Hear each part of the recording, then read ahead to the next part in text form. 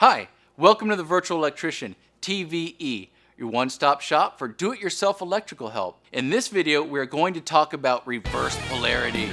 This is actually a common problem found in existing homes. Reverse polarity is when the hot and neutral wires are reversed, meaning the live wire was hooked up where the neutral wire was supposed to go, and the neutral wire was hooked up where the live wire was supposed to be. There are many reasons this could have happened. Most of the time, someone added an outlet or light and misidentified the hot and neutral wire. If you have an older home with wiring methods like knob and tube or cloth wiring, it is more difficult to know which wire is the neutral. It could also be that someone wired the outlet with the correct colors, but there was a junction box somewhere that was wired incorrectly. This outlet would test as reverse polarity if the white wire was connected to the hot at the J box. You have to find where the reverse polarity first occurs. Once you find that, then you can turn off the circuit breaker and switch the wires around. If you still need help, visit thevirtualelectrician.com to schedule a virtual service call.